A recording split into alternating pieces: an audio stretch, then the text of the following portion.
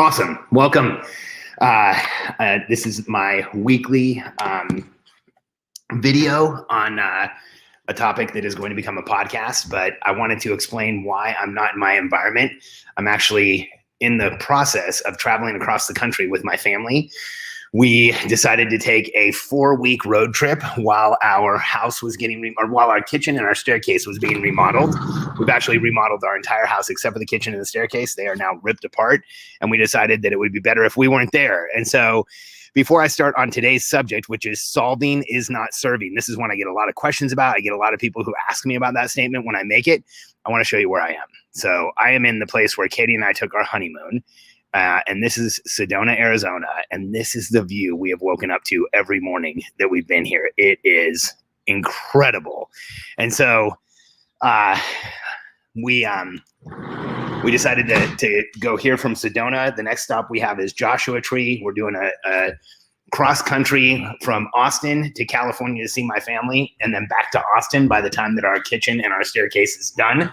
So thought I'd share a little bit of where I am and what I'm doing right now. And so I want to jump into this subject. The subject that I'm going to be sharing on today is solving is not serving. And I actually got up this morning, even though I'm on this road trip, and took a whole page of notes on this topic because I feel like it may be one of the most important topics for entrepreneurs trying to grow a team and grow a business. Solving is not serving is just It's one of the mantras I use to make myself a better leader. Let me share with you what I mean by this, because here's what happens. Whenever I say solving is not serving, and sometimes I'll just post it on Facebook as the 4 words, solving is not serving. And people will ask me, what do you mean? What is that all about? I don't understand. And so this actually comes up at our events a lot. It's a conversation that we have all the time, because as business owners and as leaders, when we step in and solve, we actually create massive damage. We can break trust. We cause issues. There's this cascade of events that happens. But here's the challenge with solving is that solving feels natural. Solving actually feels like the right thing to do. Solving for someone is actually the instinct that almost all of us, including me, have. It took me forever to learn that solving was not serving. In fact, it took until I had kids. Let me share with you a little bit about what I mean by this. So solving is not serving. Let's start with first what it means. So here's what it means that solving is not serving. If you are working with someone, or if there's someone who's trying to accomplish something and get it done, and they ask you for help and you step in and do it for them, you solve it for them, you say, I got this, give me a sec, I'll take care of this. You are not serving that person. And here's why. If you step in and solve for someone, if you step in and do it for them, you're robbing them of the opportunity to do it themselves. Solving means someone else doesn't solve it. It means they don't learn how to solve it. You know, the best example that I use, or the best metaphors maybe this is, you would never do your kids' homework for them. Can you imagine your kid comes home, they're like, hey, mom, dad, I'm really frustrated with this. I'm having a hard time with this homework. Can you help me? And you just say, oh, sure. Why don't you go outside and play? I'll do all the homework for you. You can turn it in tomorrow. That is solving. In that case, you can see how solving is not serving, right? Because if we do our kids' homework for them, we rob them of the opportunity to do it themselves. We rob them of the learning of doing it themselves. And so it's easy to see it in the case of a kid with their homework, but let's talk about your business. Let's talk about how this is hurting you in your business. See, solving creates codependence. And here's what I mean by that. If somebody says, hey, Alex, how do I do this? And I jump in and do it for them, you know what? The next time they have to do it, they're going to come back and say, hey, Alex, can you do the thing that you did for me before? But if somebody says, hey, Alex, how do I do this? And I say, well, let me show you how to do it. Then I'm actually encouraging them. I'm helping them evolve. I'm helping them learn. I'm helping them be able to do more. If somebody says, hey, Alex, how would you do this? And I say, I don't know. How would you do it? I'm actually encouraging them to think at a deeper level. I'm encouraging them to solve for themselves.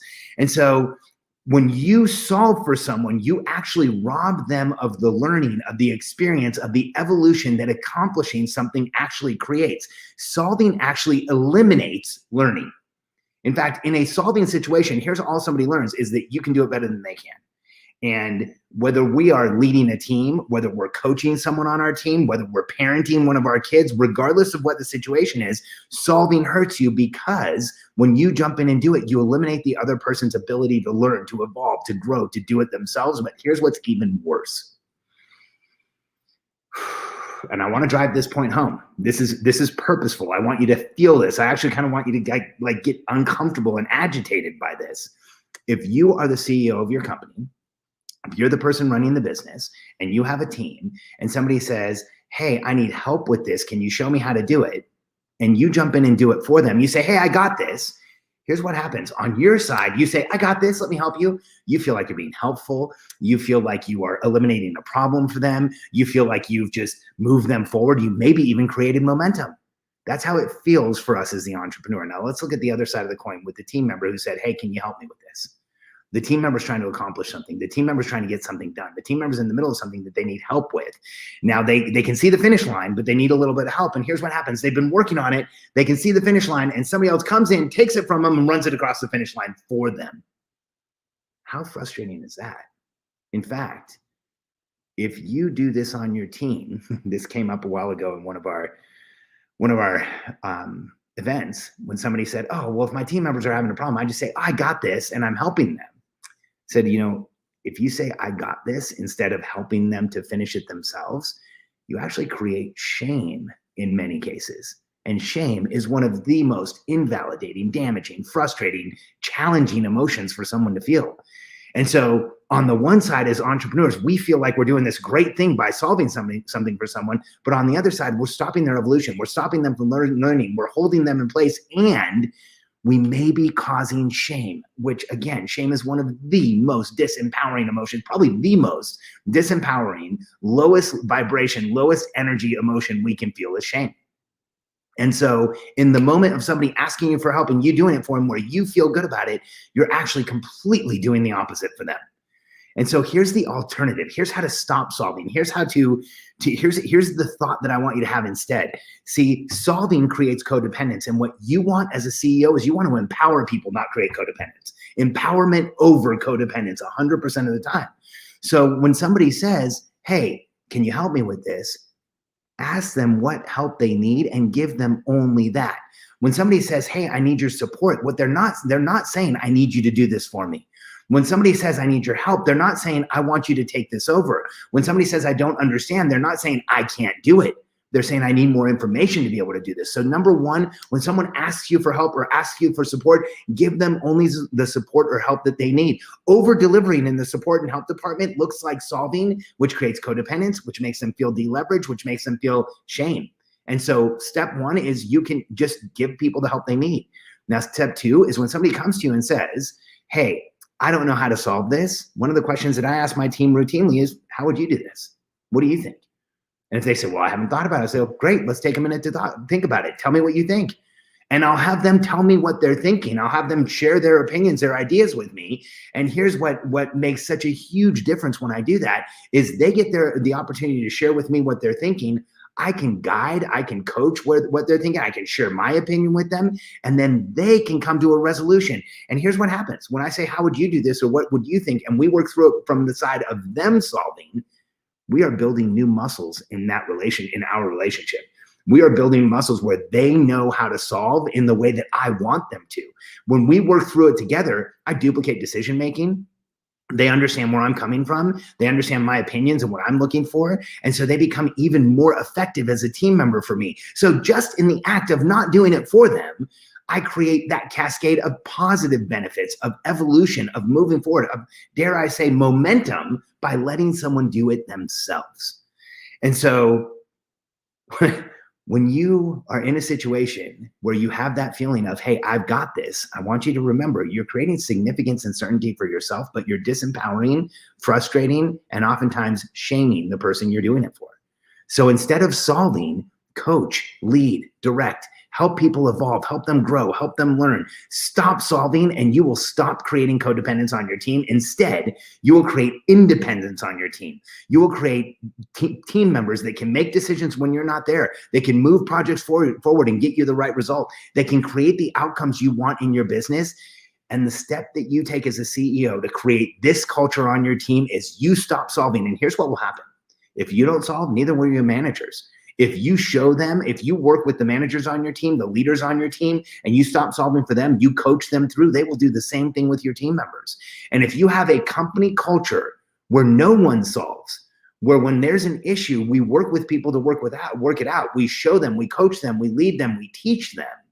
We create an empowered organization where people in any position in the org chart can make decisions, move things forward, and create momentum without you having to be there and without you having to tell them it's okay. You will actually create a company where there is permission to move things forward and make things happen. And here's the outcome. You will stop feeling like your team members aren't taking initiative. You will stop feeling like things are going too slow. You will stop feeling like the team isn't doing enough. And you will start feeling like things are moving forward, going forward. You're not getting as many interruptions, and you're in momentum with your team because they are making things happen. Thanks for being here with me today. This road trip has been intense, but checking in like this and being able to share some of our content actually kind of makes me feel normal. And it's exciting to share this one because we have not done a podcast on solving is not serving yet. And I post this all the time. I put it in comments on people's posts when they ask questions about leading their management. And this is the podcast, or this is the recording I'm going to use whenever anybody has a question about what is solving is not serving, or what does that even mean. I'm going to send them this, because as entrepreneurs, when we learn to stop being the solver in charge and do all of it, and we start letting the people around us actually create solutions, figure things out, and make things happen, what we can accomplish in our business grows exponentially each time we do that. And that is what I want for you.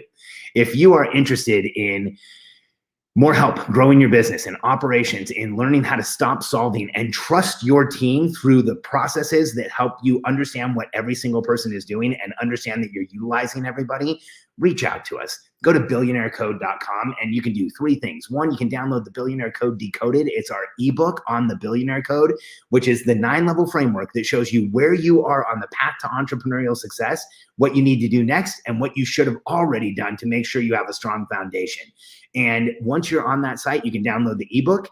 You can check out the Billionaire Code Matrix itself with a video where I explain it, and you can set up a call with a member of my team to understand how we coach business owners just like you to go from high 6 to 7 figures, 7 figures to 8 figures, and if you're in the early 8 figures, to deep multiple 8 figures and beyond. We would love to talk to you. Go to billionairecode.com, and remember, solving is not serving. Let the people around you evolve.